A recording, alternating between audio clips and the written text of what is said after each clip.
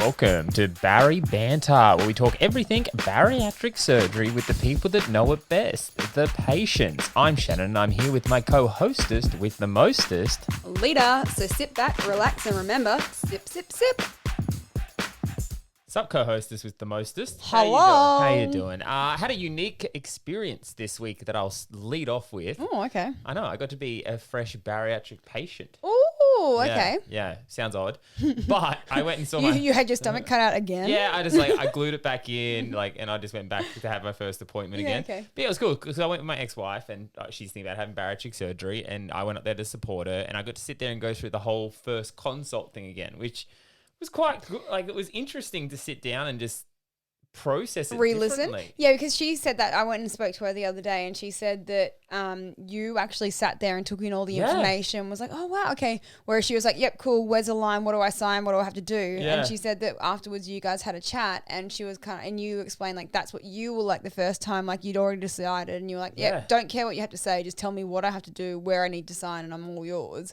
But she said that it was the opposite way around this time because you actually listened and you wanted to know more about it. Well, because there was a lot of things he said that I was like, I wonder if he mentioned that when he talked to me, because I don't remember him saying that. But I was like, oh, I wish I knew that. But it's like, as I said to her, I feel like in those early stages, especially like the dietitian, the psychologist, you kind of don't want to come across as someone that shouldn't have the surgery. So you kind of, I guess. Oh, you tell the surgeon what they need to hear. Even psychologists, like, he made a statement about, you go to a psychologist, just to make sure you're mentally fit to, be able to have the surgery and stuff like that. And I'm like, wow, so that makes me go, don't let your full freak flag fly, because because I know in some of those, especially dietitians, you go in there and you kind of you aren't as honest as you probably should be. And that's what I said to Ash. I was like, just be honest, like even in a pre-form and stuff, which I know I wasn't when I filled out the form. You kind of like you said a lot of things that you kind of wanted society to see and not judge you on, like especially when it came to like alcohol consumption and stuff like that. Because I was working with a dietitian prior to me being recommended for weight loss surgery. So my dietitian, who worked with my surgeon, I couldn't lie before my surgery appointment because I'd been working with her for like 6 months beforehand.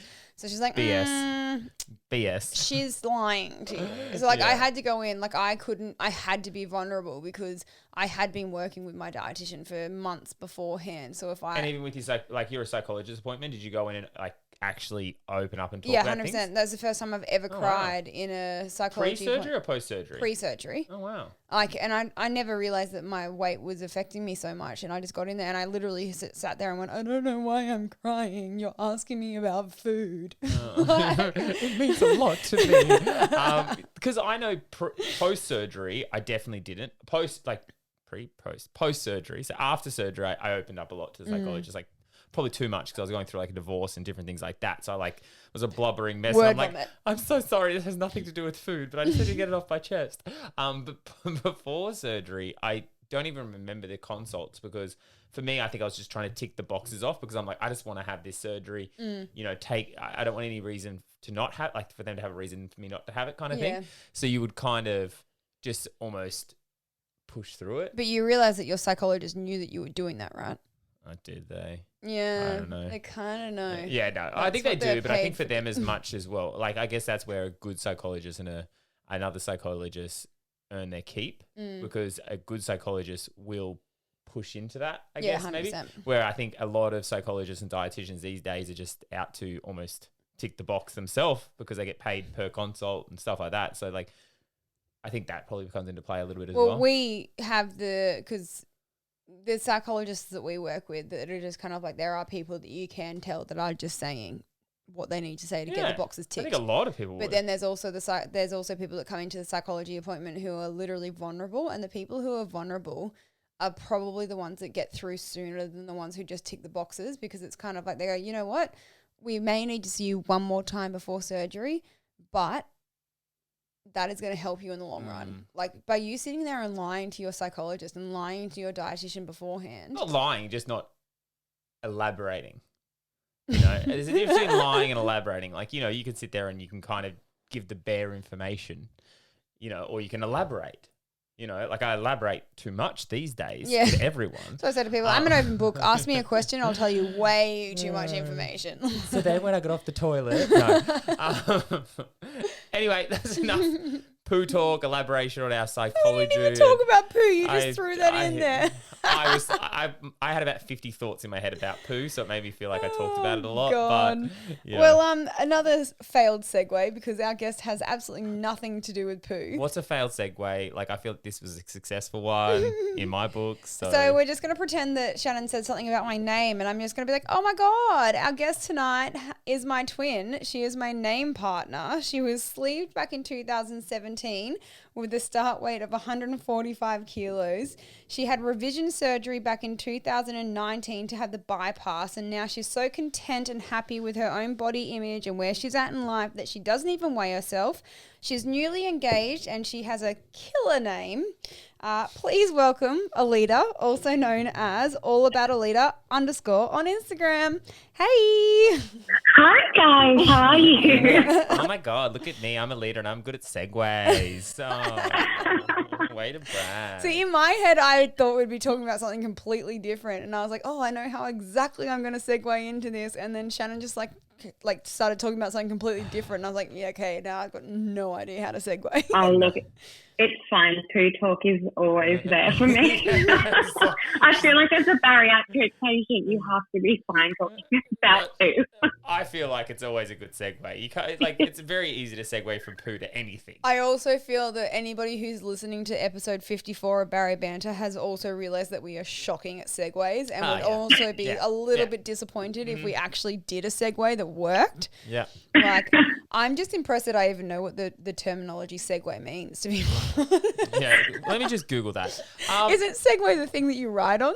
I just love how distracted we could get. Like, you just go off on like this weird little tangent of like, so Segway has wheels, spokes. What's spokes? Do you put spokes in the wheel? Anyway. Alida, so you had your sleeve back in March of 2017, and then you had your bypass in August of 2019, which is 2 years apart. Which bypass did you go with, and what was the reasoning behind having the second surgery, and like what were the symptoms that you were dealing with? So I had the RNY bypass, and the reason that I did was because I was experiencing really bad reflux.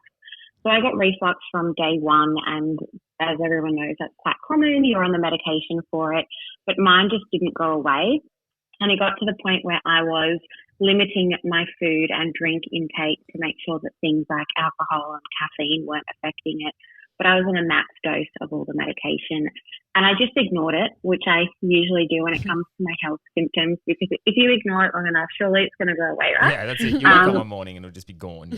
Yeah. Exactly. And that's what I thought. Because some days I was fine, other days I wasn't, but I could not put it down to stress or any food stuff. So I went to my surgeon and I told him, and he was very angry at me. He said, you know, you can't go 2 years on this medication and still have reflux. The side effects that you could face long term are quite dire. You know, with that reflux coming up, you can get stomach cancer, you can get esophagus cancer. And he took me in straight away. Pretty much the next day I had the surgery to check what was going on, and I had that horrible drink that they make you have just to check your surgery. Barium swallow, yeah. That one, yes. And he booked me for surgery the day after I got back from a family trip to Africa. And he just said, we can't wait any longer. The biopsies revealed that I didn't have a healthy stomach lining, and I'd actually experienced some dental issues from the reflux. So that was why I got it. And since I've had it, I get reflux every now and again, but it's not nearly as bad. And I feel so much better because I had the reflux where you just feel hungry constantly, or you feel like if you're going to eat, you'll be sick. So just for anybody who's dreading having the barium swallow, since we both had it back in like 2018, 2017, 2019, the barium swallow is now a delicious like marshmallow raspberry flavor. So don't dread it as much. How do you even know that?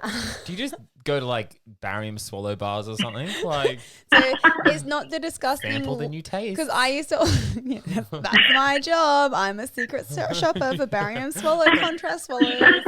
No, so because when I did it, it was like a gross lemon flavor, and I always said that it kind of reminded me, you know, that cleaning liquid like GIF or Jif or whatever it's called. Oh, we've had this conversation. Yeah, I assumed that that's what it would, you know, because it's like fresh lemon, and it's like this gross powdery, Jif. like gritty. So that's in my head, because that's I expect that that's what it would taste like. But apparently these days it's like a nice raspberry marshmallow flavor, still gritty, but at least it tastes a bit better. But anyway, and look, I think it's more the anticipation of it, because everyone says how horrible it is than actually doing it. At the end of the day, if there's something wrong with you, that's how they find out. So it's, you know, it's an hour of uncomfortable examination, and then you know. So. I think you can tell the difference between bariatric patients though, because like I do not remember the taste of the barium swallow. Alida does. I also remember the sonographer she's on clearly the a day foodie, as well, 'cause because she's like, he was very good to look at. Oh, okay. Ooh. Well, that's maybe where I went wrong. It was the only thing that kind of was like, you know what? Do you want me to take another sip? You take your time because it's okay. Can I wash it down with a taste of you? Ew, gross. So that's too far. Okay. So did they make you have a barium swallow prior to you having your sleeve done?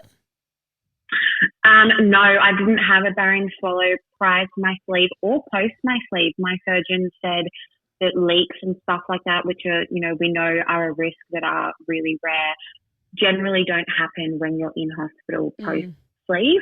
So I did not have one. I've only had the one before my bypass. I didn't even have one after. Because I know that, like, for my surgeon, like, no questions asked. You come in for the initial appointment, then you have your barium swallow done and you have your bloods done. So he likes to check, because there's a lot of people who suffer from silent reflux, which you don't actually know that you have reflux. But then obviously if you go and alter the workings of your stomach, it's going to exacerbate your reflux. So he gets you to do a barium swallow beforehand, and then before he consents you, he'll look at those barium swallow results and it'll decide whether or not you have the sleeve or the bypass. If you have the bypass in hospital, the very next day after you've had the bypass, you then have a barium swallow, which is horrible considering you've just altered your stomach and you've got this tiny little pouch, and then you have to go and try and eat this like raspberry marshmallow delicious flavor and swallow it down. Like, so, but I was just curious because like I know that that's the process that my surgeon does, and I don't think it's common practice with all of the surgeons. So I was just wondering if you had it done. Yeah, no, I don't think so. I think it really comes down to surgeon versus surgeon, I suppose, and they're all different. They all have different beliefs. I couldn't fault my surgeon at all. He was amazing, and I actually ended up back in hospital after my bypass just with a lot of pain, and he admitted me straight away and got me checked out, and it just ended up being that I was healing a bit slower than normal. But no, luckily I didn't have to go through that again. I think it was more just that you needed to consume this liquid, and you know how hard it is to consume anything. So you with the RNY now, you don't have any, like you have a little bit of reflux. It's definitely not as bad as what it was. Are you experiencing reflux anymore? I do get a little bit of reflux. I will have some tomorrow because I am drinking rosé, and rosé gives me reflux. But you're welcome, Lita. Thank you. Thanks for drinking with me. Anytime. No, I have it every now and again. I've actually pretty much cut caffeine out of my diet completely because I found that having that gave me reflux almost instantly. They had said apparently it's not possible to get reflux after the bypass, but newer studies have found that you can get a different type of reflux. So I do get it now and again, but my life isn't consumed by it. My teeth aren't having impact from it, and I don't feel hungry all the time. Did you just say you cut caffeine from your diet? Yeah, not by choice. Look, I can do things like energy drinks and pre-workout, but coffee gets me, and that hurts my soul because I was raised. Too. Yeah, I was raised by a coffee snob of a father. So don't worry, I drink enough coffees for the two of us. So just think about me. Name twins, and now you got my back. Drinking your coffee. Before we get away from the reflux side of things, I was listening to my surgeon the other day because I've led my ex-wife down the path of going with the mini bypass. Just because I look at it and I think it has a lot of good things without being too, off the sleeve. Like obviously I have a gastric sleeve, but the bypass seems to tick a lot of boxes. But he did state a statistic the other day with the reflux thing. And I always thought with the bypass, there was 0% chance of reflux, but it's not. It's like, it actually is like 22% of people still experience reflux after having the bypass, but it's like 56% or something like that have reflux issues after the gastric sleeve. Because the bypass, look, I'm not a surgeon and you say that a lot. Do not quote me on this. Yeah. But like, because with the bypass, you're not removing the stomach. So it's the stomach. Yeah, you're going past it. You're just bypassing it. So even though your stomach's still there and producing all of the gases and the everything, it's physically bypassing the stomach. Yeah. But it's still, I was surprised it wasn't 0 because I always thought like, because the stomach's still there, it's still producing it. So there are ways that it can still happen. It's just because it's a lot rarer. Yeah. Well, I thought that was really interesting. You lived with the sleeve for 2 years. How did you find the whole transition to bariatric life throughout those 2 years? Obviously, take the reflux and all that out of it. How were you finding the transition? Honestly, I think the first 3 weeks I suffered a lot mentally. I was living with my partner at the time then and cooking food for him and having friends over. And at that point, I was not a secret sleever, but it's not something that I led with. And because we were newly introducing each other to our friends and family, I kind of hit it and just said, I'm not really hungry. The mental side was really hard for me because it was only really then that I realized that I do have a food addiction and eating disorders, but physically it wasn't that hard. I didn't feel hunger. I set reminders to eat and to drink. I didn't really experience any negative side effects apart from the reflux.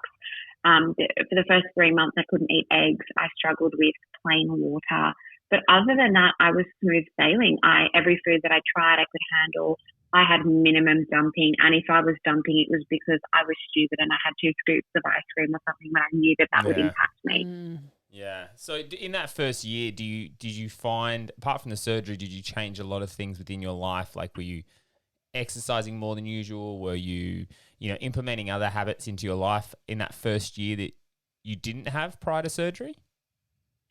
The first year, not really. I didn't do too much in terms of exercise. I went from a very active job working as a caseworker and a nanny into a corporate environment where I was sitting at a desk, but I did make sure that the food that I was eating was healthy and that I would consume my protein first. I was very bad. I didn't take my vitamins because they made me sick, things like that. But I did notice that I was picking up healthier habits because my weight was dropping and it was allowing me to do things that I couldn't do before. It's like almost that placebo effect of like you make better decisions because you're feeling good about yourself. Yeah, we talked about that the other day because it was like sometimes like that can be what drives the ship a lot, is just you start to feel better and then you start being like, I want more of this. So it becomes a very addictive thing. It was very addictive. Yeah. So to feel good. You just said before you were in a relationship in that first year. I don't know what Shem was about to say, but I was going to bring up, you mentioned your ex and there's been a fair few media releases, I guess, with yourself. And the number one headline that I remember seeing was, and I have it here on my phone, was obese woman who used to gorge on McDonald's meals and extra burgers, who couldn't even walk 100 meters, shreds more than 76 kilos after ditching her toxic ex. Was you breaking up with your ex? Did that have a lot to do with the weight loss surgery? So I want to be very clear here because those headlines are very misleading. Oh my God, the news lies? What do you mean? What do you mean? Since when? The ex that is mentioned in that article and in other articles that have been released is not my ex-fiance. It is the relationship prior to that, and we were young and dumb and in love, and it led to a very toxic situation. I had lost quite a substantial amount of weight naturally prior to meeting him and fell back into old habits very quickly when I became comfortable. Yes, leading him made me want to lose weight. I was actually scheduled to have my sleeve surgery in July 2015, but I actually turned it down whilst they were putting the anaesthetic in my drip. Oh, wow. So Wow.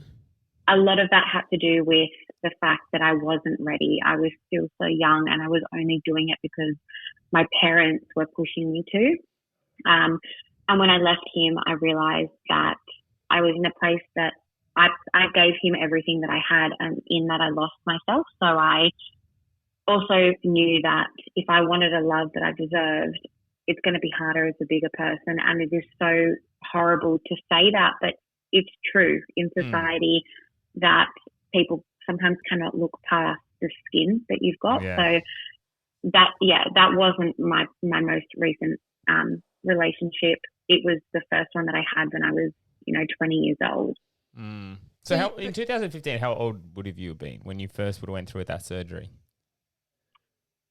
You're making me do math. I Okay. know. Like how I passed the buck to you, and I'm like, you tell me because I don't want to do the maths on that. Okay. Yeah, no, I would have been 21. Oh wow, yeah. So young, not super very young, but definitely young, younger than younger than a lot of people that get the sleeve, and I think it was a very quick process. It was my doctor suggesting it to an appointment the next week. To surgery was booked in for 2 weeks later, so there wasn't time to process, and I was one of many that did not tell the complete truth to the psychologist or dietitian and purely blamed. Sure we're not. What? I'm sure there's more of us than there are the people that tell the truth, to be honest. Exactly, and I purely blamed my health conditions and my hereditary genes to having a weight problem, because my grandmother, who I'm named after, also has a weight problem, and I have a lot of the same conditions that she does. So I think I just wasn't mentally there. Yeah. So what happened when you're gowned up, you're sitting on the bed about to be wheeled into surgery, and then all of a sudden you're like, hang on, wait, can't do it. Were they just kind of like, oh, okay, sure, no worries? No, so I had a panic attack, and I've suffered from depression and anxiety for a long time, but I've never had a panic attack like that. But you didn't tell the psychologist that you suffered from depression and anxiety because you just ticked all the boxes? No, they knew that I had that. No, they knew that I had it, but because it had been managed since I was 13 through medication and seeing a psychologist every single week, they understood that maybe a lot of it had to do with my weight. Yeah. But they were actually really good, and it's something that I hold really close to my surgeon, is that he came straight out of his other surgery and spoke to me and offered me some medication to calm me down. I spoke him through why I can't do it, and he told me that he believes that I'm going to regret this, but he won't do anything that I'm not comfortable with, and that he can't, refund me what I've paid, but if I change my mind moving forward, he would do the surgery for me after quite a few more psychology appointments and not recharge me. So it was Sorry, go. I was going to say, it was a really tough time. I came home and laid with the lights off for 2 days and couldn't get out of bed because I felt like a failure to my partner at the time and my family rather than to myself. And so the surgeon that you saw in 2015, is that the same surgeon that you've seen the whole way through? Yeah, so it was the first surgeon that I saw. He was recommended to me by my by the face group community that I was in back then, and then my GP also said, he's heard good things, and he was the first one I saw, the only one I saw, and he's the only one that I've seen about anything to do with my bypass or any of the VSG stuff that I've had going on. Wow. So how long after your sleeve surgery did you meet the partner that you had just after your surgery? How long after that?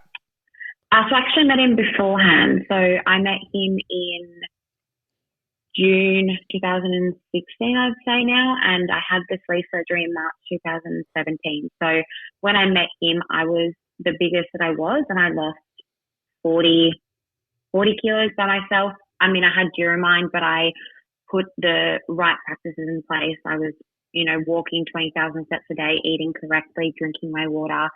And then he actually supported me through the weight loss surgery in March. Mm-hmm.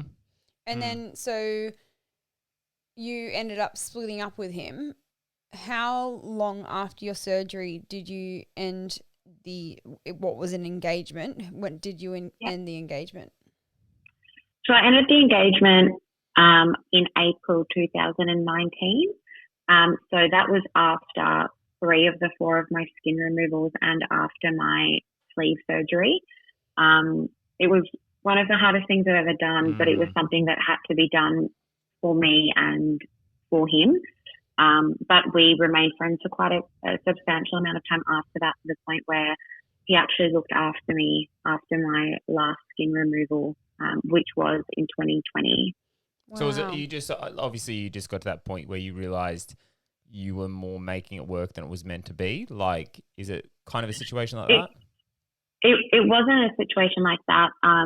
He suffered from a really, really tough time at work, and that led to him having considerable mental impacts, and he changed as a person, and I have realized that I had changed so much since losing my weight and finding myself. And I tried for so long to make it work and to fall back in love with him rather than love him as a person but not being in love. And I had to end it. I just got to the point where I was giving everything I had and I felt like I wasn't getting it back, and no amount of talking or pleading fixed it. So I think that's a very good point to make, though. Like, we lose the weight, and as much as we don't like to admit that we change as people, we do. And your friendships change, your relationships change. Like, I know the person that I am now, 3.5 years down the track, I was not that same person.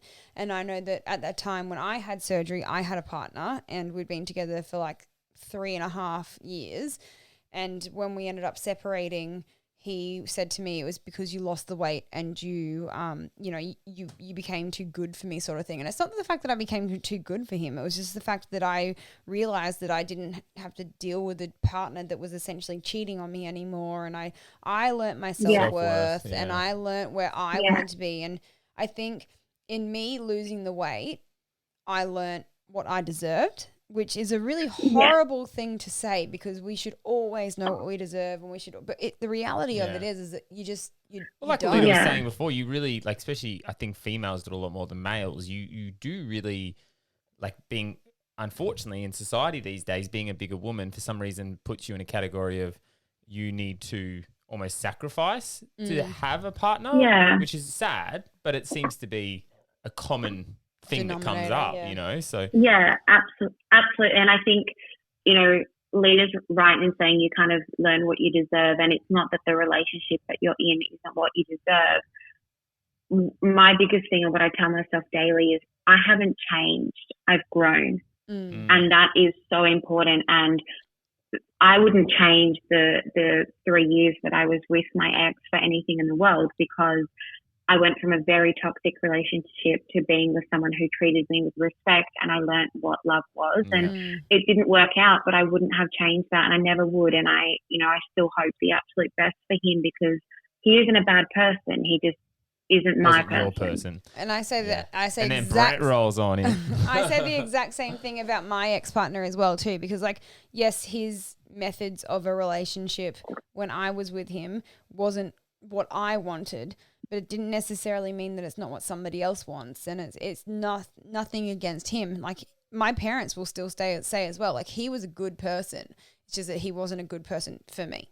Oh, that's exactly it. Yeah. At the end of the day, you can have a circle hole and a square block, and there's nothing wrong with the circle hole. It's just the block wasn't made to go in that hole, Yeah. And I think it's I'm picturing like play school and like what's happening here, but like I think it's also good to mention too, though, like I have a lot of friends, like, and when you were like kind of like mentioning before, brag. No, I'm just kidding. That came out wrong. I don't have a lot of friends. I have 2 friends and they're on the podcast right now. sympathy. But like I've had friends who have messaged me and like literally used the term, I haven't changed, you have. Is that the issue? Like, and it's just kind of like, well, hang on a second. Well, no, I haven't necessarily changed. It's just that I no longer want to go out and get drunk with you every Friday and Saturday night and wake up and have greasy breakfasts and like laze around anymore. Like come and like these same friends, I've been like, cool, let's meet at 5 o'clock in the morning. We'll go for a run and we'll have a coffee. Or if you don't want to run, we'll go for a walk and we'll have a coffee. Oh no, I don't get up before 8 o'clock in the morning. But apparently that's my problem because it doesn't fit into their... Yeah. Yeah. I was actually having this conversation with a friend of mine only a few days ago. I met her at work 4 years ago and we were completely different people.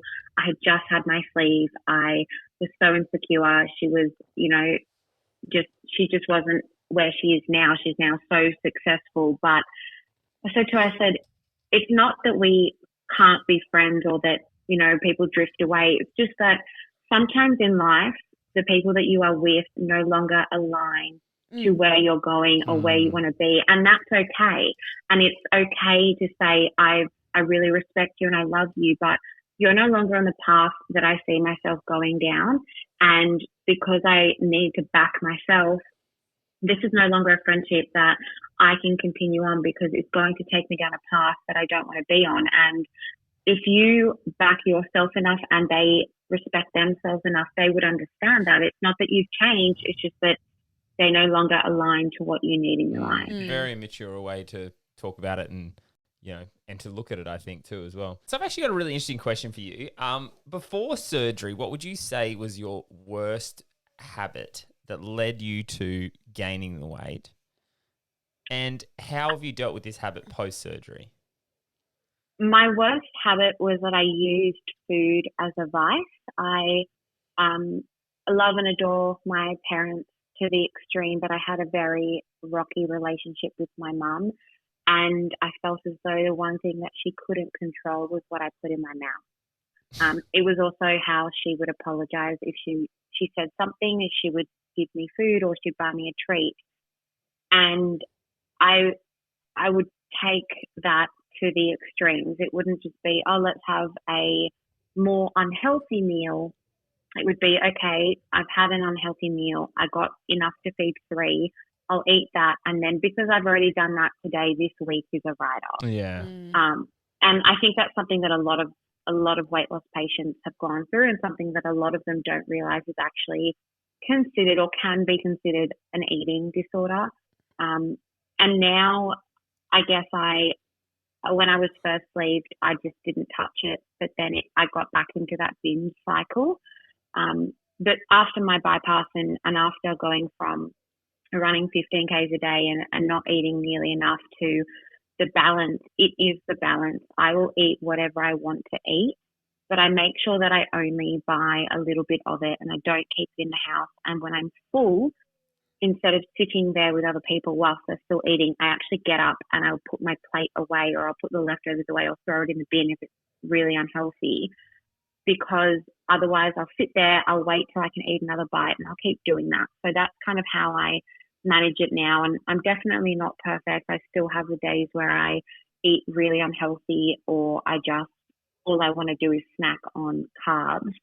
But for me, I think the balance is the key, and also realizing that you don't have to eat just salad and meat to be healthy. I think that's a very good coping mechanism to relay here, that you said, like, when you're sitting around the table with friends or whatever, you actually get up and you remove your plate, or like, because I know for me, when I'm at a restaurant, and if I'm still hungry, or like if I finished a meal or whatever, and if I just put my knife and fork on the plate and there's like chips or whatever left on the plate, whilst you're still sitting there chatting with your friends or whatever, you'll just continuously pick. So it gets to the point where I have to be like, nah, and I put my serviette over the top of it. I then put my knife and fork over the top of the serviette, and then sometimes I even have to tip water onto that plate so that I don't continue eating, because it's just like it's so, if it's in front of you, you'll just continue eating. And it's a normal thing. Yeah. Yeah, and it's a normal thing. And I've tried the serviette and the knife and fork, but hey, you can lift that up and the food's still good. Yeah. So I take it completely out of the room, and that has really helped. I guess also being with someone now who's also had the same surgery and understands what you're going through has helped so much, because we remind each other, you know, are you eating too quickly? Are you actually hungry, or do you need some fluid? And is this the best choice that we could be making? Yeah. Could we not have a little bit more of a healthy snack? Yeah. Because the reason I asked, I had a conversation with Ash the other day, because I was saying with, like, you know, I implemented enough good habits, they offset my bad habits just so I can work on my bad habits, because I'm really trying really hard to, like, understand my food relationships and stuff lately. And one of them is, like, food denial, which is a big one for me, where it's kind of like you eat, you regret eating, but then you try to forget that you ate it. So that's a big one for me. So, like, I will eat something, I'll kind of feel bad about eating it, but then I'll justify it and make myself feel better about having it.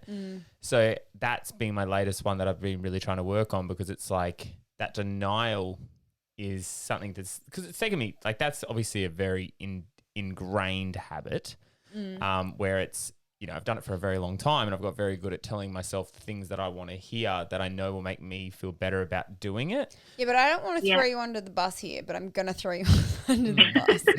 I feel that's a comment. We need to have, like, a new thing every Barry Banter. It's like, and today, Alida throws Shannon under the bus. We need to have a button where it's like me saying, and today's segment, Alida throwing Shannon under the bus. The problem, I interpret that as, like, you don't have an off switch. So, like, for me, and we spoke about this the other day, that mine is snacking. I love to snack. But the difference is that I can open a packet of chips and I can have 1 or 2 handfuls out of it. I can close the packet of chips and I'm done. To the point that I'll sometimes even forget about the fact that they're in the cupboard, and I'll eat them like a month later when I finally find them and they're stale. Whereas you're the opposite. Like, if you see it, you'll eat the entire packet. My whole thing is, if I delete it from the house, it's gone. If you eat the entire packet. I know, but it's a terrible, and that's one of my biggest habits. But Shannon got angry at me the other day because I hide snacks around the house, and he's like, "Why do you hide snacks?" I'm it's the worst game of hide and seek ever, because I find them all.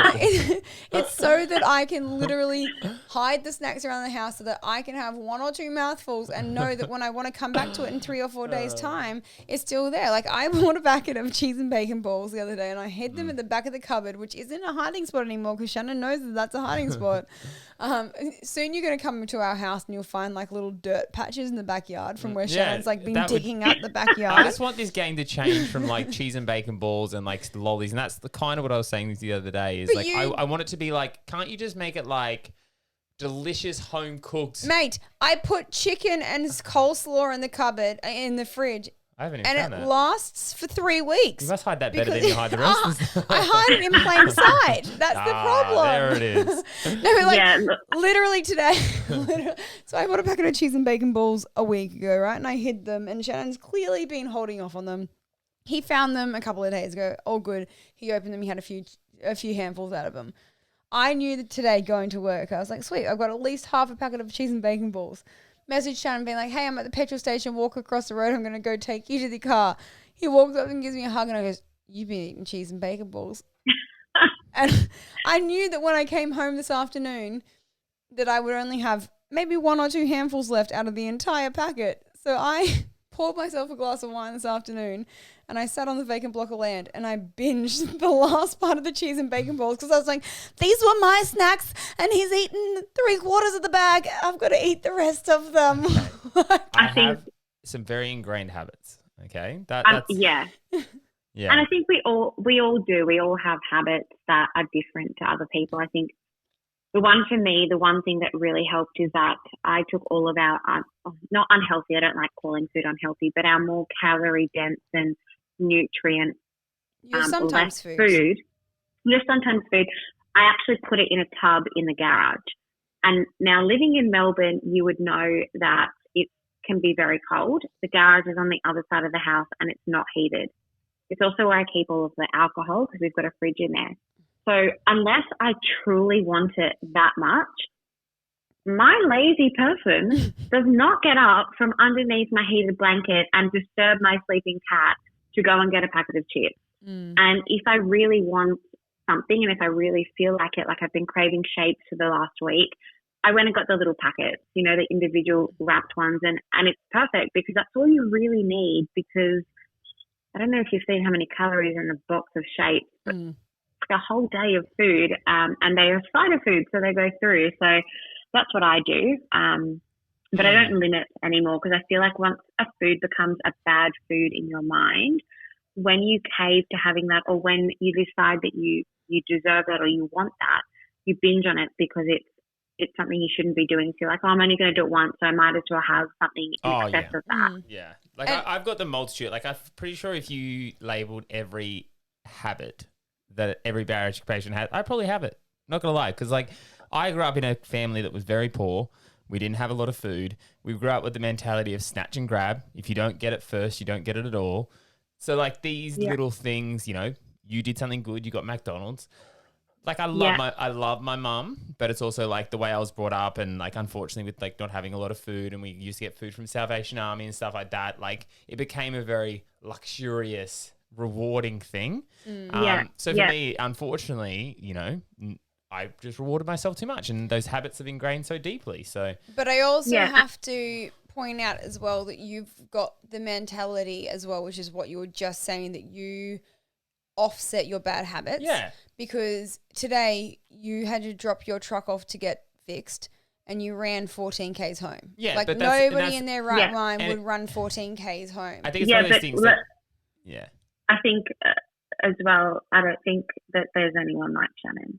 Like if Shannon's really in his right mind, just, you know, I've just done this massive run where it's all mentality. I'm just gonna stretch my legs with another 10K. I mean, it's admirable and it's beautiful, but Shannon has the extremes of every side. Yeah, I do. And, but that's what I mean, though. I'm slowly, because it's like one of those things, like, you know, we may not share all this, and I'm slowly starting to share it, because like it is like, unfortunately, I do have very wide scales of things, and I guess the extremes. It may not be the healthiest thing to offset my habits, but that's how I'm coping with it at the moment, because I still have I have years of habits inbuilt that like.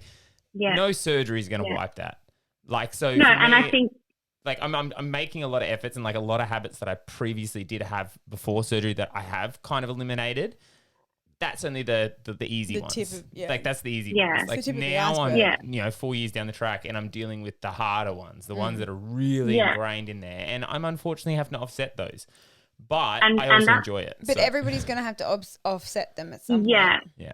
And that's the truth, is that we're all brought up differently, and we live in a society where everything is centered around food. Let's go for a meal. Let's go for breakfast. Let's do brunch. And, you know, a lot of parents, especially with people that are our age, the treats were food-based. I mean, my dad grew up with 4 sisters, and they sometimes couldn't afford to eat. And by sometimes, I mean, some days they would have one meal, if that. And being in South Africa, there's no such thing as Salvation Army. You can't get that food. And so unless you've grown it or got it, you don't eat. And it was instilled in me very young that you do not leave the table until your food is finished. You do not waste food.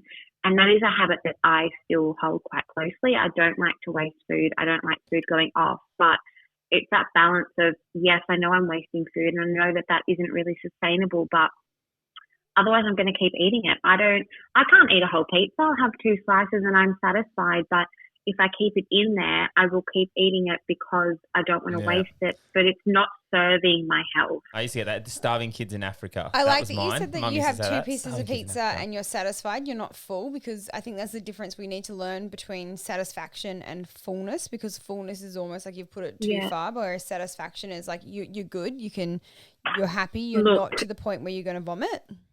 Yeah, and I think with the bypass, my experience of full is so different to the sleeve. You don't feel it quite as quickly, and when you are satisfied, the food starts to feel a little bit more bland, and you get sick of eating. But I remember one time when I was in Queensland with Brett, when I saw you guys last in February, and we went out and we got some, I think it was Asian food, and it was so tasty that I ate a little bit too much, and I was paying for it. Yeah. I was sweating. I had to walk around. I felt so sick, and I've never been able to vomit after my bypass, which is a very common side effect. So you feel so nauseous and you want to be sick just to get it out and feel better, but you can't. And every time I think, oh, this is so tasty or it's so rich and beautiful, I think, no, I do not want to pay for it like that, because then it wipes you out for the rest of the day and you feel so lethargic and tired and also really guilty. I think it's also, excuse me, I think it's also a very generational thing as well from our generation, that our parents said to you, you can't leave the table unless you've eaten all the food, because the world that they were living in, minimum wage, blah, blah, like they worked hard to put food on the table. So you showed your respect in eating the food that they prepared for you. Whereas these days, it's almost the opposite. Like I've heard parents now who have got kids who are like 4 or 5 years old, and they'll put food on the table and they'll say, no, you tell me when your tummy's full.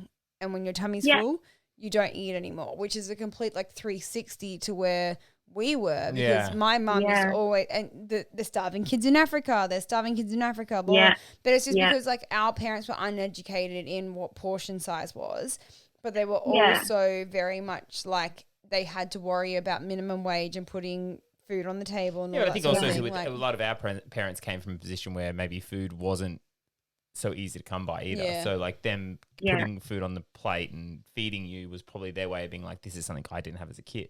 You know, I guess we were kind of spoiled in that kind of area. Yeah, and I think another one on that topic is that back in our day, there wasn't really, back in our day, like the freaking 80 years old. No.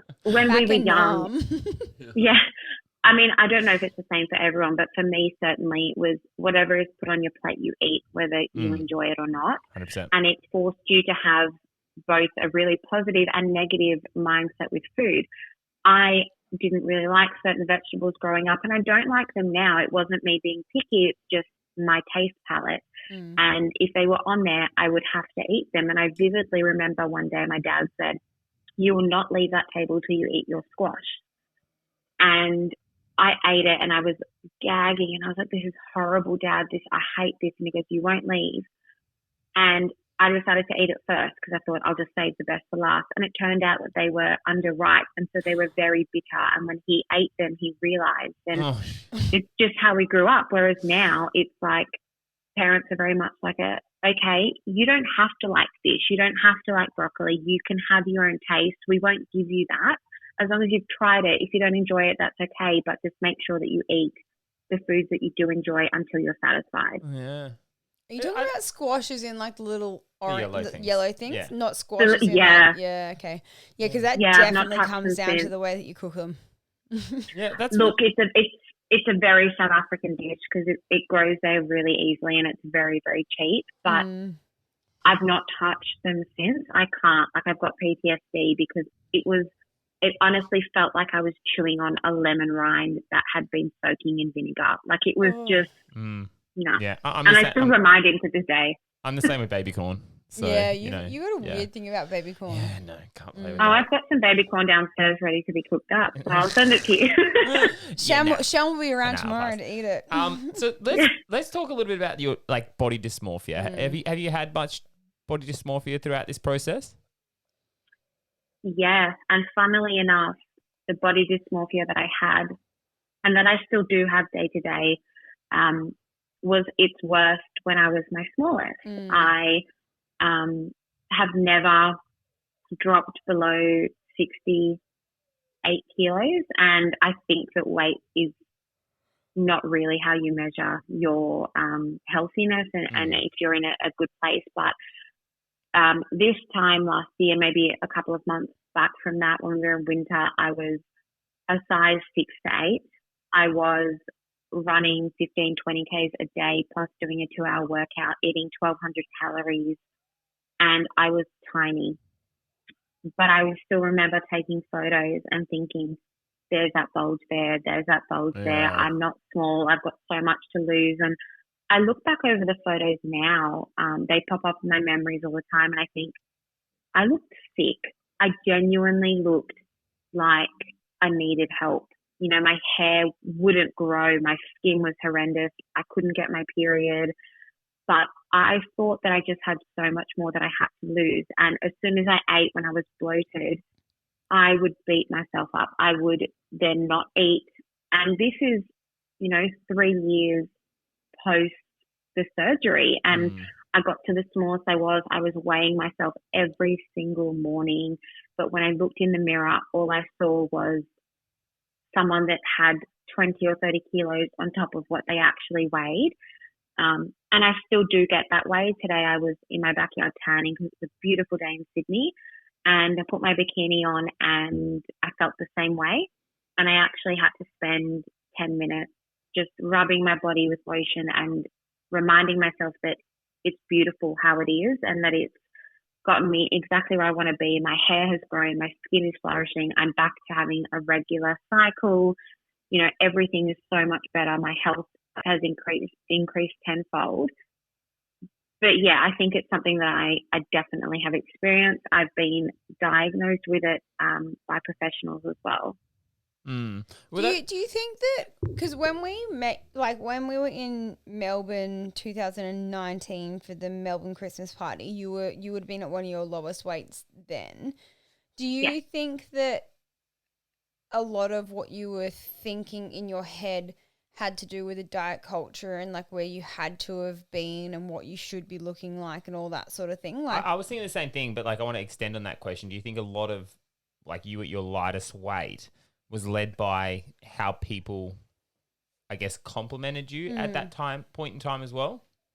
Yeah, so I think it's twofold. So firstly, when you guys met me, I was only a couple of months past bypass. So physically I had that restriction again. And I wasn't really doing that much training. And I still, at that point, thought that I was so big. I remember putting on that sparkly dress and having Alice taking photos of me at prees and thinking, look at my cellulite. But I did notice as a single woman, I was, and I had a very brief relationship with someone 6 weeks before that I had just ended, and I just wanted to be noticed. I was getting complimented left, right, and centre. Everyone was telling me how good I looked. No one questioned, you know, why you're not eating, blah, blah, blah. Yeah. But it also came down to kind of, you know, if we fast forward that from a year later, I was speaking to someone who I was very interested in, and whilst they were encouraging me to continue on in the journey, they constantly complimented that every time I lost weight, I looked better. And I'm a people pleaser and I like to please people and I hate to let people down. So I thought, okay, well, if I can get to the point where they want me to be, they'll finally take that extra step. And it's, you know, it's something that it was horrendous and I wasn't kind to my body at all. And my body really showed that. Yeah. Isn't that funny though? Like, because that's for me is like, I know I probably lost probably 5 kilos more than I probably should have at the start because of the compliments. Like a lot of like, I felt that people treated me differently. Yeah, 100%. Which is a weird thing. Like I remember actually feeling like sometimes when I went for a run, people would smile at me more, which is a weird thing. Like people would actually acknowledge you. You know, I remember when people would still acknowledge you now as well. Yeah, but like when I was like bigger, I still remember one time I went for a run, like when I first started running, and I felt like I went past this lady and she didn't acknowledge me, and she was like, I swear to this day, I know the lady because I still see her running. She was like, ugh, gross. No word of a lie. No word of a lie. I feel like that's what she said. Was and her like name Karen? No, maybe, I don't know. I don't know on a name basis, but it's just funny how like you perceive things. And I don't know if this falls into like my own insecurities or whether it's actually like that. That was at the beginning of your journey when you first started running. So like, I'm sure that if you were to run past the same person now, she would also be like, she wouldn't say anything. Like, and that's the difference though. Like when we first set out on this journey, we have so much like emphasis on ourselves to lose the weight and to like be a person that society expects us to be. Yeah. That when you get to that point, you just want to keep on going. And like I see photos of myself a year ago or so, like when I was running Blackall last year, I was probably maybe 8 kilos lighter than what I am now. I was so much more toned. My legs didn't touch in the middle, but I was running 10 to 15 Ks every single day. Yeah, and you weren't happy. Like when I look at it, I think the reason that I wanted to get smaller was purely because I wanted to feel accepted, and I'm very big on journaling and unpacking why you feel a certain way, because it's not necessarily that's how you feel. When you unpack it further, my thing was that growing up, I didn't always feel accepted by my family because I was the bigger child and my brother was the sporty one. And when I unpacked that I wanted people to accept me, it was purely a demon in my head saying, well, why would anyone accept you when you could lose another 5 kilos and have a 6-pack? Mm. And that was something, and it still is something that I deal with daily, but it's a demon that we have to fight. And the truth is, if someone is going to judge you based on the skin that you're in and the way that your body looks, they don't deserve a second of your time, because they're not going to be standing up there at your funeral saying she wore a size 14 bottoms and sometimes her bra was too tight, so we saw some extra skin on the side. They're going to say her soul was beautiful and she was kind, and that's really what matters. But that's what we need to remember. I'll never forget, like, when Shannon and I first started doing parkrun, I used to always, like, because I very distinctly remember this conversation with you. Shannon was like, do you want to do parkrun? And I was like, no. The word run is in it. I am not running it. So anyway, we went and we did parkrun together and I walked it and blah, blah, blah. And I remember looking at all these fit people being like, wow, they're so fit. Like, they're so skinny, they're so fit, blah, blah, blah. And then as I started learning how to run, I also learned, like, I was overtaking a lot of those people that I thought were fit and skinny. Skinny and does not relate to being fit. Skinny or healthy. Yeah. And that's what I was about to say, because skinny also doesn't relate to being healthy, because, like, for almost 16 months I wasn't getting a period. The only reason why I was getting a period was because I was on the pill. So, like, my body, I was the exact same. My body was not coping, and the only reason why I thought it was being normal was because I was putting something artificial into my body. Like, I thought I'm the skinniest I've ever been, I'm the fittest I've ever been, and my gynecologist said, you know, this condition, I was postmenopausal October the year before, I can't remember, but I was postmenopausal, and she said to me, like, essentially your body has gone through menopause at the age of 31, 32, and that usually happens to people who have had rapid weight loss or people who are, like, training way too much. And so, like, and I had both of those. I was going to say I was pretty much doing exactly the same thing. So, like, I thought I was as fit and as healthy as I possibly could be. Yes, I was fit, but I wasn't necessarily healthy because my body, as a female reproductive system, had shut down and gone. But let me ask you this: like, both of you, I'm assuming, probably had PCOS prior to surgery. Prior to surgery, yes. Yeah. Yeah, so I've still got PCOS now. That's really confusing because you just said leader and we're both leader. Yeah, anyway. leader. I can just, like, I can almost, I think we need slur codenames. it and I get both. Yeah, look, I had PCOS through both my blood work and the internal scans. And it was diagnosed by one of my dad's best friends, who's a doctor, diagnosed me at 13 or suggested it. After my weight loss, I do still have PCOS. It does not show up in my blood work at all. I actually have the opposite. So I've got very low blood sugar and I take on insulin a bit too easy, whereas people with PCOS are resistant to it. But I do still have the cyst on the ovary. So the normal person has 12 or lower on each ovary, and I have over 60 on each one. So I do still have it, but I suffer a lot less. And I've definitely noticed that. And I've stopped all the medication for it. So I'm managing it through diet and exercise and just, you know, being balanced. Because prior to surgery, I was going through all the pains and blah, blah, blah, everything that people suffer from PCOS. And we started going down the tracks of looking at it. And I pretty much had an internal ultrasound almost every single month for like 6 months straight, just to see if we could diagnose it. And like 1 month I had like 40 cysts on each ovary, and then the next month that I have like 2 cysts on each ovary, and then it kept on going like that because it was so inconsistent. So they could never actually properly diagnose it for me. So I just said, you know what? Stuff it. I'm living with it. And if I have it, I have it. If I don't, I don't. Sorry, you go. So I was going to say, and the thing is, 1 in 3 women have PCOS. And whilst the studies show that most of them are overweight. There are people that have it that aren't, but there are ways of managing it, and it does go up and down. But at the end of the day, it really comes down to what you put in your body and how you manage that as well. So, I mean, the medication for PCOS, for those that don't know and that may not be familiar, is called metformin. Metformin is used for people that have diabetes to control that.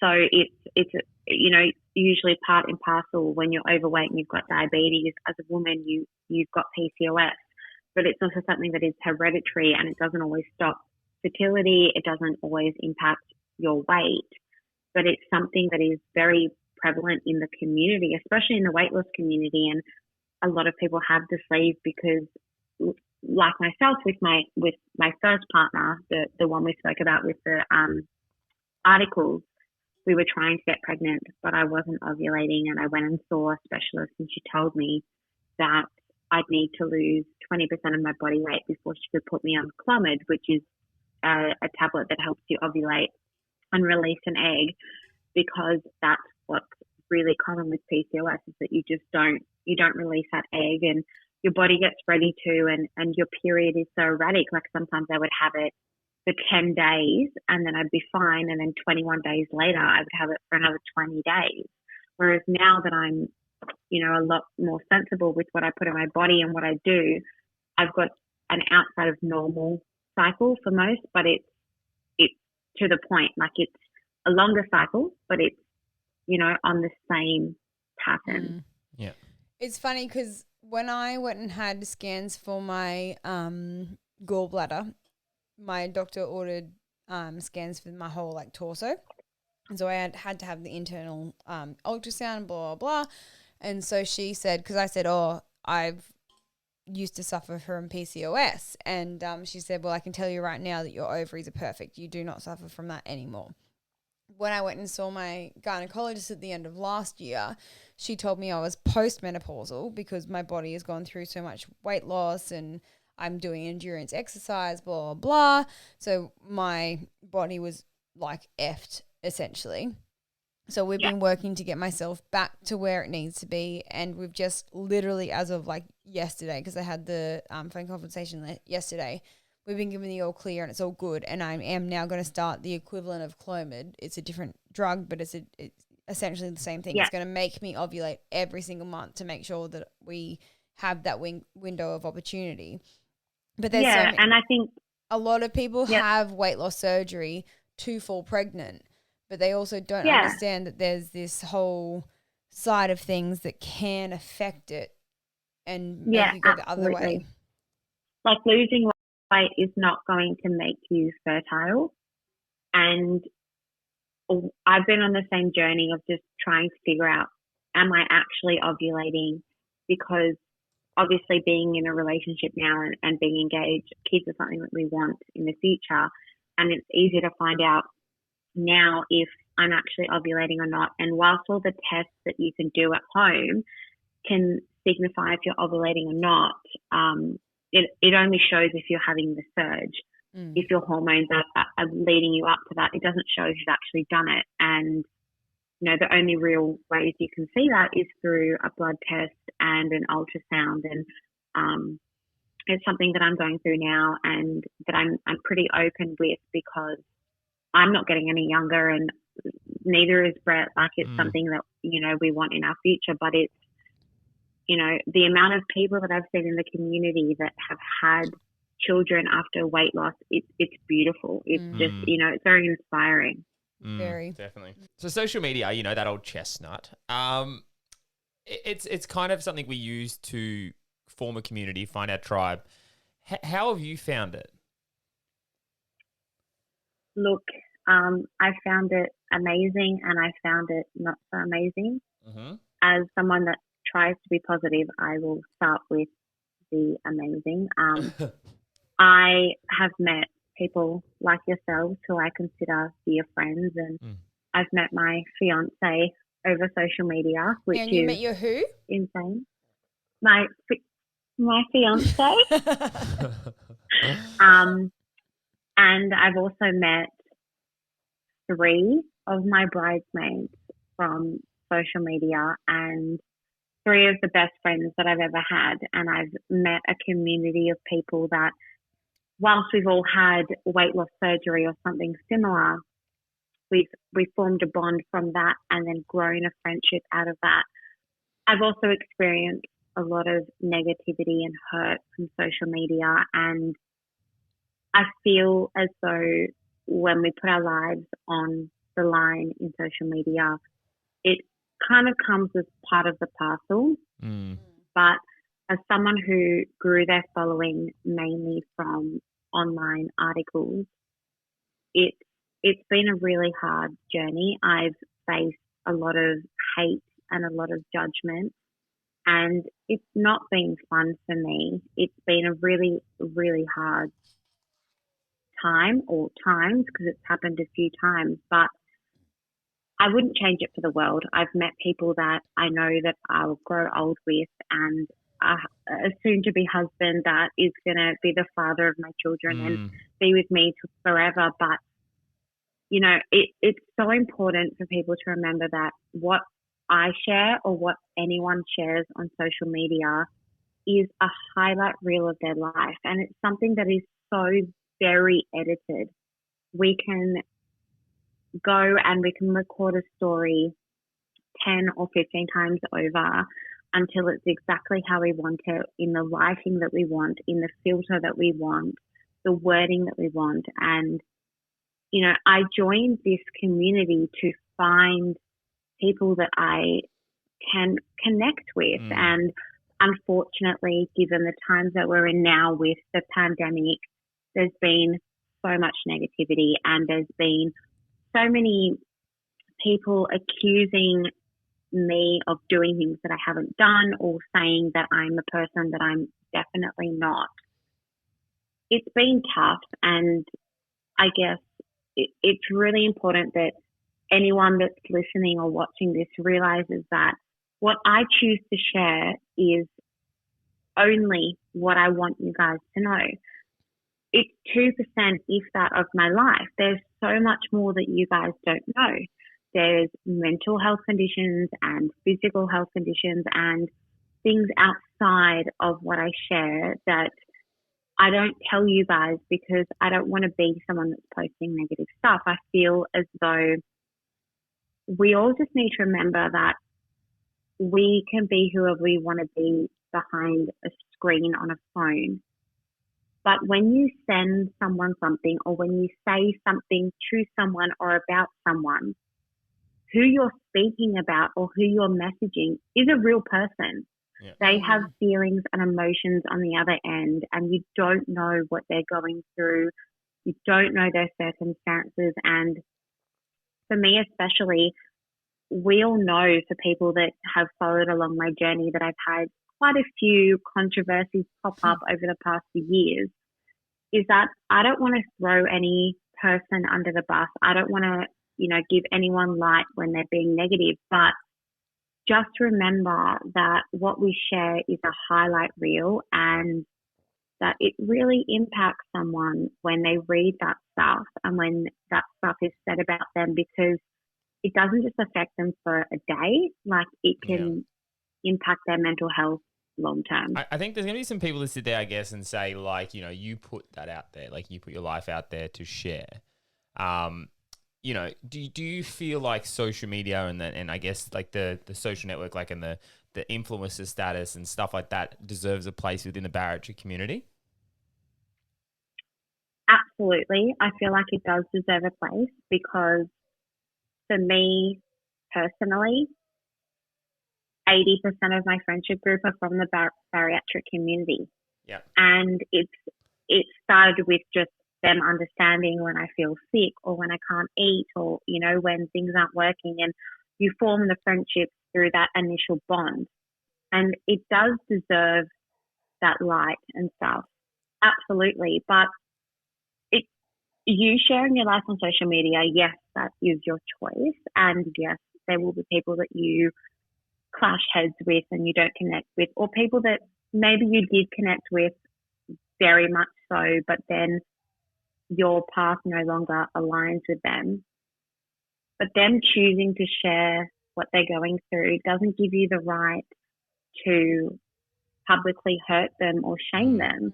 If you don't agree with someone's actions, message them privately. If you've got a question about what they're doing and if it's right or wrong, or you don't feel as though it's the right thing to do, give them the respect to explain it to you, or to at least express your views, because they may not explain it to you, but, you know, one rant or one feeling of you being hurt or angry at what they've said will be 15 seconds, 30 seconds of your life, but that'll impact their lives moving forward forever, because they're humans too and they have feelings as well.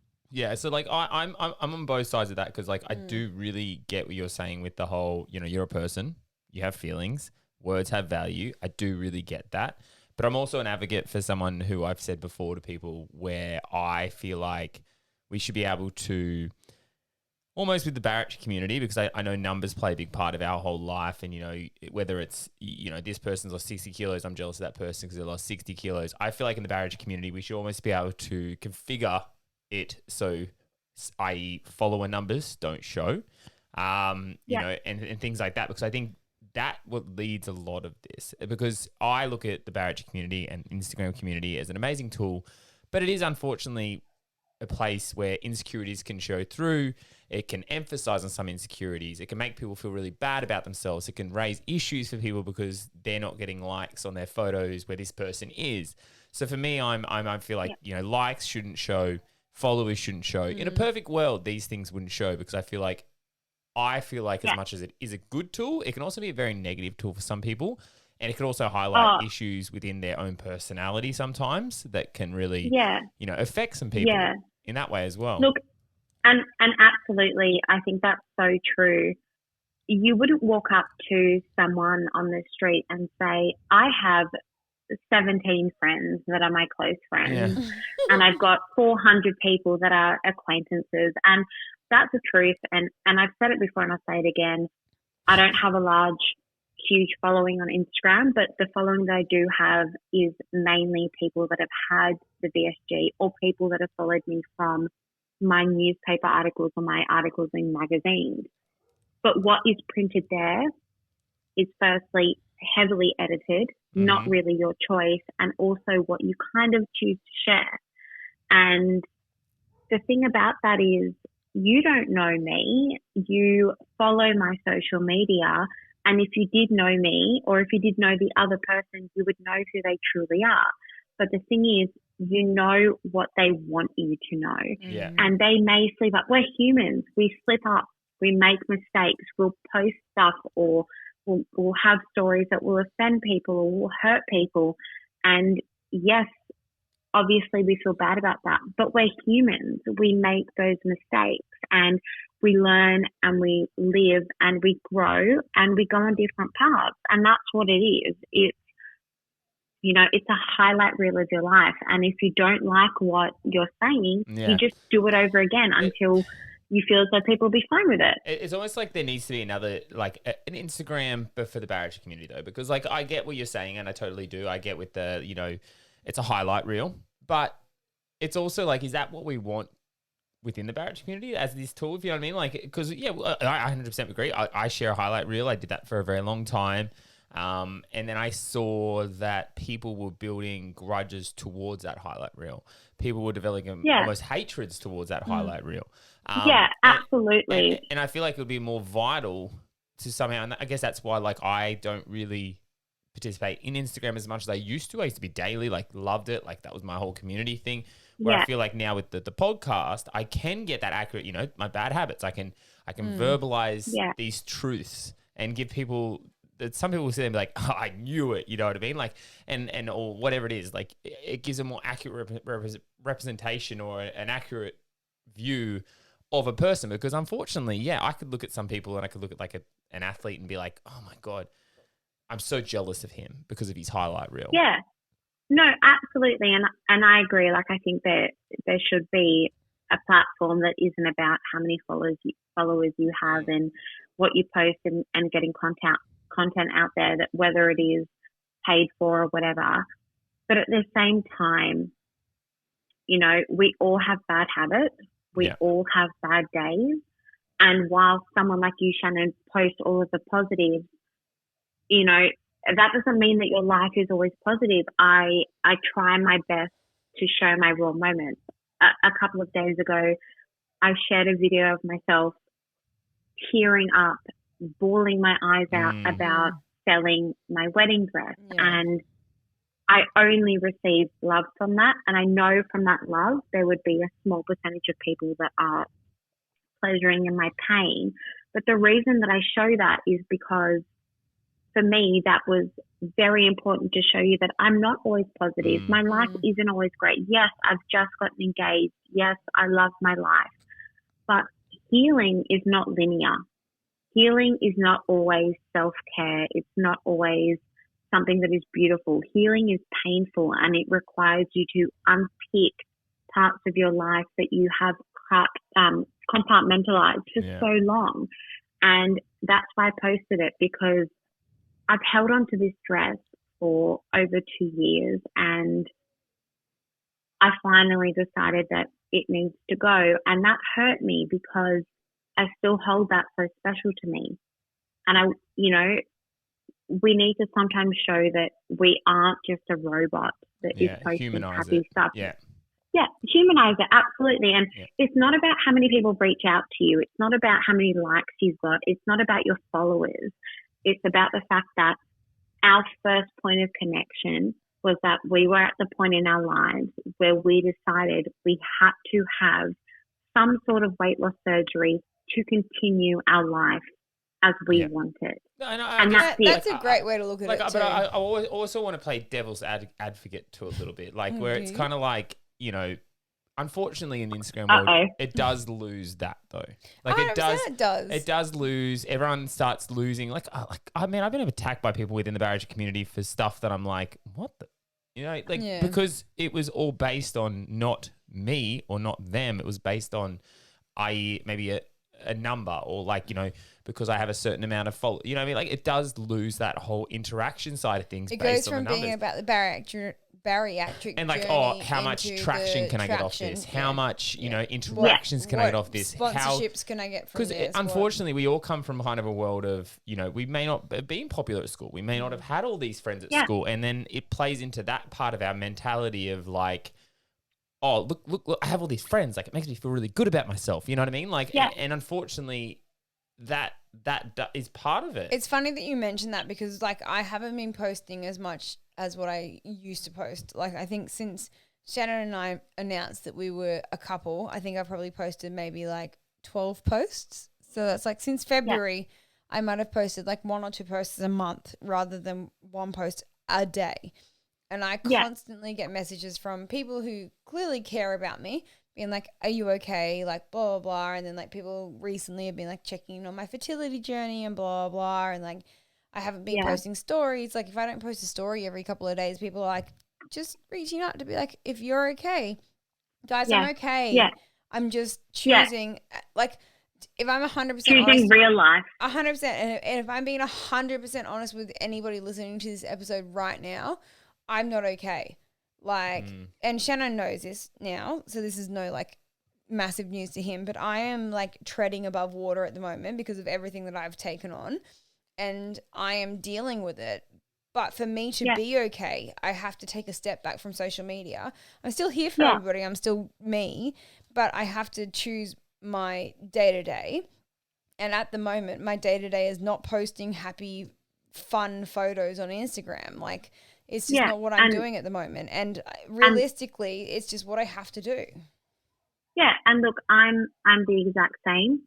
I post quite a lot, but when I don't post, I do have specific people that I would consider friends that I haven't met reach out, and then strangers who not strangers, but people that I've never messaged before reach out, and it's a beautiful, beautiful thing. But there's also that flip side of, you know, people messaging me after I got engaged, asking me, why does my ring look green? And is it because it's not, you know, a super clarity diamond? And it's like, firstly, it doesn't matter what grade the diamond is.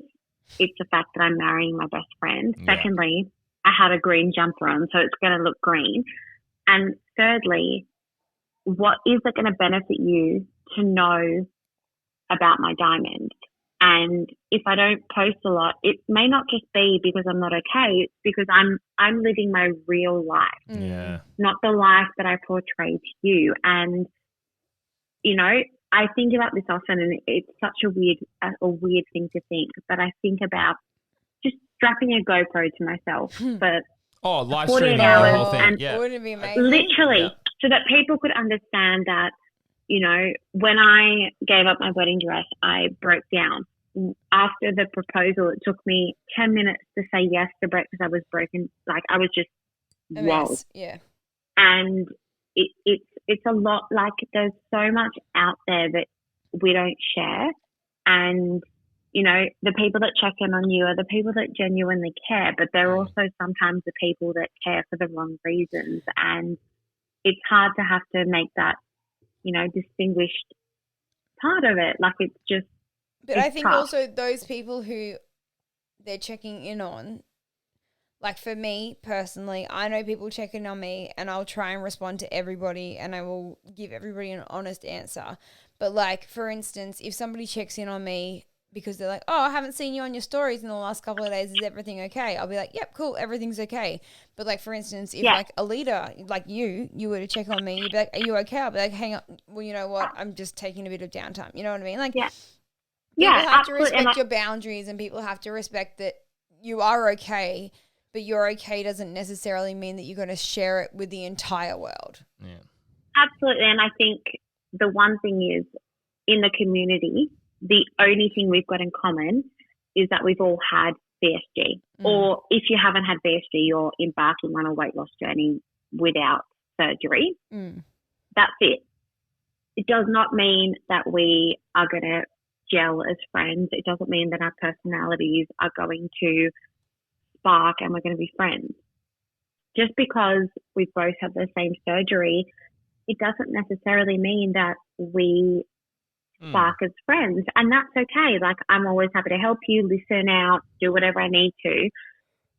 But if we reply and say we're fine, it's not because you're a bad person or because we don't love you. It's just because what we show on Instagram is what you guys want to see and the happiness you want to see. You don't need to see the anxiety attacks, you know, you don't need to see the panic or the bad times we have, because why would we want to share that when we're living in a world where most of us can't even travel out of the state, let alone, you know, meet each other. We just want to bring that positivity to the world and to our BSG community. Yeah, totally. And I said this since day dot. Like, I think Instagram needs to be used in a way of, you know, inspiration, motivation, connecting with others. Like, if you're using it as like a tool to guide you on your path or to offer you up something in your journey, then it's going to end badly.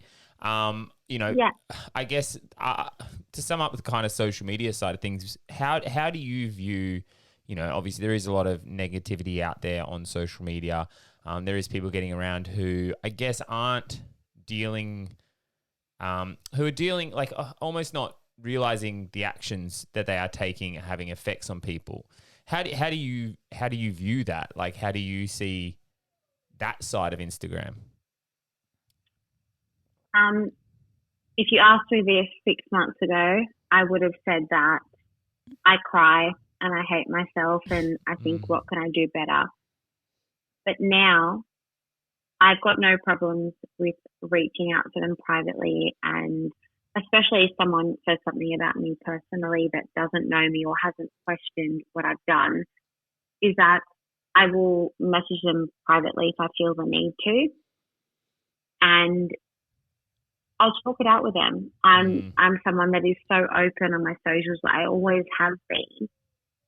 It's not easy to always share how you feel, but you have to remember that the person that you're talking about at the end of that other profile is a real person, and that what you are saying is going to impact them. If you're going to make accusations about them, look, I don't know, hurting you or breaking rules or lying or manipulating a situation, just remember that before you do that, you should probably get your facts straight, because imagine how you would feel if someone else did that to you. Because the thing is, I may know you, I may have met you a couple of times, I may not know you and have never met you, but you don't know my situation, you don't know how I am mentally, you don't know what's going on. The way that I deal with it when it happens is that I generally switch off. I will post a little thing that just says unplugged, because otherwise I'm flooded with DMs and people worried about me, which is the last thing I want. And I actually delete the Instagram or Facebook app, and I just have some time for me, time to reflect. At the end of the day, if someone doesn't like you and they want to post about you, that says so much more about them than it does about you. Yeah. And taking that time away to just be in a moment and be with people that love you and understand you is so important. We are so attuned to being on our phones 24/7. Yeah. And, you know, especially with our iPhone users, it texts us every week and it goes, your phone time has gone up 12%. It's on 9 hours a day. And you think, 9 hours, well, okay, all I really do is check Instagram. What is 9 hours on Instagram with people that, or most people that I haven't met, that don't know me and that don't serve me a purpose in life? Why is that so important? Yeah. I have an amazing community around me. I've got a partner, I've got family, I've got friends. They're what matter, and they know who you are as a person.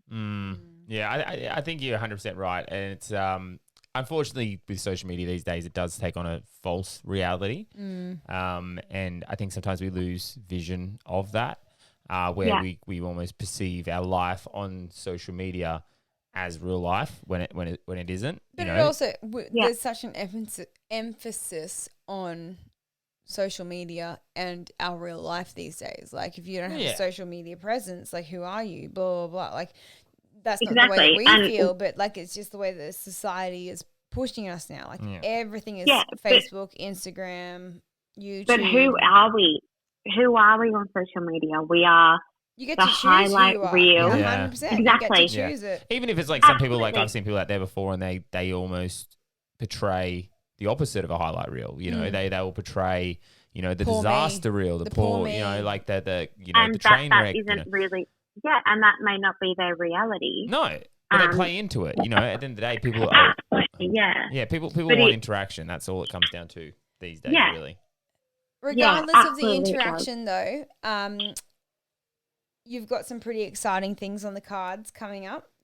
You're newly engaged.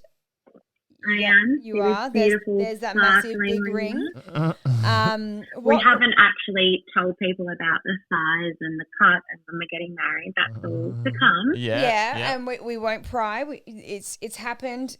That's all that matters. Some of us, i.e. me, may have been in on the information that it was happening. So I've been sitting around waiting for it to friggin' happen, but it finally happened, and I'm super excited for it. So I knew engagement was coming. We spoke about it a lot. I helped design the ring, and I also had a kind of a time frame of when it was going to be delivered, which doesn't mean anything, right? Because I could have waited a day or a month to do it. But because we're both living with my parents, he just said, look, it's coming to the house because I've got no other options. Just obviously don't open it. It was a Tuesday night. We had a massive storm here, and our packages only got delivered at like 8 p.m. And he went and got it. And he was like, oh, it's all my Kmart work clothing and packages for my brother's partner. And then he was like, oh, the ring's not there. And I was like, well, that's rude. It was meant to be delivered yesterday. Wednesday comes around, it's not there. Thursday comes around, and I'm like, is it coming? And he goes, look, I called them and there's a delay because of COVID. Little did I know. He'd already got it. He got it on a Tuesday night and he stashed it under my bras and undies because that's the only place I wouldn't look. And then on Thursday, we went for this walk and I felt really nervous and I had no idea why. Like, it was just, we were going to go on this walk on Tuesday, but we had a massive storm Tuesday and Wednesday. So I pretty much forced him to go to this walk on the Thursday. Little did I know. But anyway, I was like, how did you lie to me? You can't ever lie to me. And he was like, I didn't lie, just spent the truth. Well, he'd show me photos. He told me how he was going to do it. I was in on the whole thing, and I've just, like, literally every week I've been sending Brett messages being like, have you done it yet? Have you done it yet? And then when you messaged me saying that you were flying to Sydney to see him, I was like, oh my God, it's going to happen. And I think I messaged him on his birthday to be like, did it happen? He said no. And then I messaged you on your birthday being like, I hope it's the happiest day of your life. And that didn't happen. So I was like, when the are they going to do it? Seriously. I said to him, because I knew it was coming because we've spoken about it, right? I said, just don't do it on my birthday because obviously I don't want this to end, but heaven forbid that it does. I don't need my birthday ruined. But he was so sneaky. Like, it was after both of our birthdays. I had no idea. He didn't even, like, it's very him. He didn't get down on one knee or anything, which I didn't expect.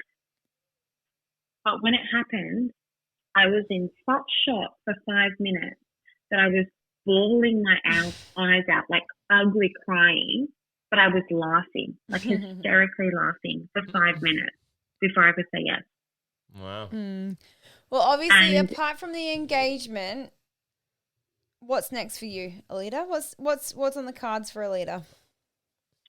I'm starting a new project at work, which is going to be a lot of work and it's going to be amazing. We have set a wedding date. Exciting. And it's less than a year away. Oh. Well, I'm hoping that us Queenslanders can get down there because I'm inviting myself to your wedding. Yeah, I was about to say, you're just inviting yourself. Inviting myself to your wedding. No, you guys, we've done the draft wedding list. You guys are definitely on there. Mate, I share the same name as her. She can't not invite me to her wedding. Looks at the bride wedding. and goes, bride? I'm not the bride. I'm not the bride. I'm on the guest. It's fine. It's all good. Sorry. No, look, you guys will definitely be there. We've decided that we're going to have a Melbourne wedding because Brett's family in Melbourne, his sisters have young kids, whereas my family don't have kids to worry about, so it's easier to go to Melbourne. Our wedding will be beautiful, spectacular. So that's kind of what we've got next. Well, Brett said, of course it will be. Exactly. Disney themed. I'm feeling it's going to be a bit of a Disney theme with Brett involved. Well, there's a song that he wants to walk down the aisle to that's like Disney themed, but I'm like, do whatever you want. Like, I won't be there. Like, just surprise them all. I won't be walking down the aisle. You'll be walking down the aisle. It's fine. Yeah, so he wants to walk down the aisle before me. Can I say, is it welcome? Like, as in, what's that from Moana? Let it be welcome. I feel like that was him. Look, I don't even know, but we knew our wedding date about 3 months ago. We picked the wedding date already before we were engaged, and we picked our bridesmen and groomsmen before then, and it's all just falling into place. Like, it's all just perfect and ready to go. Like, and when you know, there's no stress around it at all. Like, we've got a budget ready. It's just, this is what's next for us. Like, this is our next chapter. We're going to get married. We're going to be happy. And it's, so strange that VSG has led me to meet the love of my life. And when I met him at the Christmas party last December and he offered me a drink as soon as I walked in all flustered, I never thought that would be my fiance. Like, it's just what? Yeah. Well, we can't relate because we're not engaged, but you know, Shannon, hint, bariatric surgery has no, that was not a hint. No. But bariatric surgery has definitely brought Shannon and I together, and It can unlock a lot more doors than you think it will, I think is the I think that's the one thing that I moral to say. that. Like, people tell you it's going to be life-changing surgery, but I don't think you realize how much life-changing it actually can be. So. Yeah. Yeah. And the people that you meet through it, like I wouldn't have met Brett and you wouldn't have met Shannon if we didn't go through this. We wouldn't have met each other. So beautiful. It's my twin. Like, it's just so beautiful. You're the like, second Alida that I've ever known. So, like, I would never have met another Alida. So, like, you know. Well, you're welcome. On that fairy tale finish, I think, you know, we will wrap this podcast up. It's been an absolute pleasure. We Alida, love you. to have you. You are a very honest little warrior that never ceases to, you know, have a very unique approach to bariatric surgery. That's what we so, love. and I think it's very important. You know, you've kept who's authentically you, and I think that's you know what it comes down to. And we're very grateful for you to come on, share your process. Hopefully, there's people out there that you know resonate to your story. If they do, where's the best place to reach out to you? All about Alida _ as Alida said at the front, but like, look, I'm happy to talk to anyone at any point in their journey, and I'll always make time for people going through this. I've really enjoyed this time with you guys. Thank you so much for having me as a guest. I feel very honoured. It's taken 53 episodes to get you on, like 54 episodes, I think it is. Like, look, I'm not gonna lie. We wanted to do it in person as well, but that didn't happen because we couldn't come down to Melbourne. So it happened when it did, and that's fine. I made a cameo appearance in Brett's back in February, so I forgive you. Episode, I think it was like 23 or something like that. Go back. She does the little, like, it's like, what's that thing called that they usually have in cameo? No, but there's like it's a cameo. It's called a cameo. It's not what I'm thinking, but I guess it'll work for this situation. And I can see she's side-eyeing. Brett's just walking into the room. So we love you all. Thank you all so much, Alida. You're a star. Very much. We love you. I've really loved this. Thank you guys for chatting. No, that's another episode of Bari Banter. Bari Banter. Why, yes, that is another episode of Bari Banter in the books. We hope you got a little something from that one. Head on over to Facebook or Instagram and check us out, or go to baribanter.com where you can watch past episodes, give us feedback, and let us know who you want to hear from next. We love you all, and as always, please stay beautiful.